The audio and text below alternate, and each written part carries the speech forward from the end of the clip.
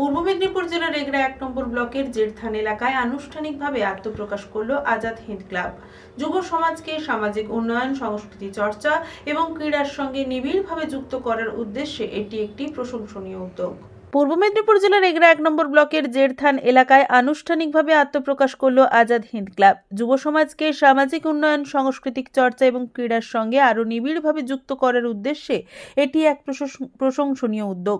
Club সূত্রে জানা গিয়েছে, এলাকার তরুণ প্রজন্মকে সমাজ সংস্কারমূলক কাজে উদ্বুদ্ধ করা, তাদের মধ্যে দায়িত্ববোধ বাড়ানো এবং গঠনমূলক কাজে অংশগ্রহণে অনুপ্রাণিত করাই এই ক্লাব সংগঠনের প্রধান লক্ষ্য।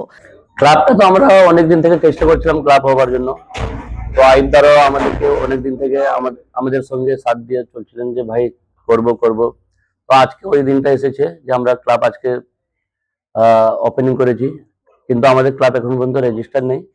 তো আইন দ্বারা আমাদেরকে বলেছেন, এখন কাকুরাও এসেছিলেন, পঞ্চায়েত অফিস থেকে এসেছিলেন, সবাই বলেছেন আস্তে আস্তে করে আমাদের স্টেপ বাই স্টেপ আমরা এগিয়ে যাব।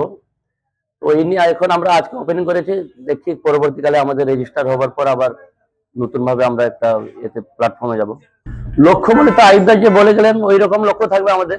ক্লাব তো আমাদের একটা খেলাধুলা থাকবে, মেন যেটা আছে খেলাধুলার সঙ্গে সঙ্গে আমাদের জেরথান অঞ্চলে অনেক প্রবলেম চলছে।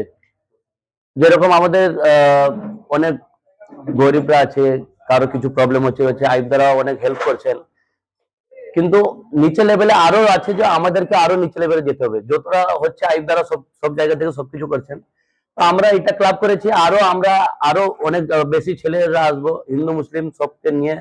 আমাদের জেরথান বলে তো শুধু আমাদের মুসলিম পাড়া না বা না গ্রাম না, আমরা হিন্দু মুসলিমকে সবাইকে নিয়ে, যেখানে যার প্রবলেম থাকবে সবাইকে নিয়ে আমরা বসে সমাধান করব, কি হবে না হবে। আমরা সব জায়গা থেকে, আমরা কিছু প্রবলেম হলে আমরা বোম্বাই থেকে সুরাট থেকে চাঁদা বেড়া করে আমরা সব প্রবলেমকে আমরা সলভ করে দিই। তো পরবর্তীকালে কিছু হলে আমরা গ্রামে পাড়াতে যেখানে কিছু হবে আমরা ওই রকম ভাবে আর এগিয়ে যাব। সামনের বিভিন্ন সামাজিক কর্মসূচি, সাংস্কৃতিক অনুষ্ঠান ও ক্রীড়া প্রতিযোগিতার আয়োজনের পরিকল্পনাও ঘোষণা করা হয়েছে।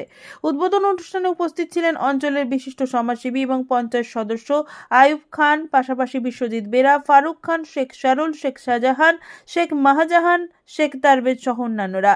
পঞ্চায়েত সদস্য আয়ুব খান জানিয়েছেন, আজাদ হিন্দ ক্লাবের শুভ সূচনা হলো। আমরা আজাদ হিন্দ ক্লাবের মাধ্যমে আমাদের এলাকার মানুষজনকে বার্তা দিতে চাই। আমরা এই ক্লাবটা গঠন করেছি, আমাদের এই বস্তি এলাকায় কোনো ক্লাব ছিল না।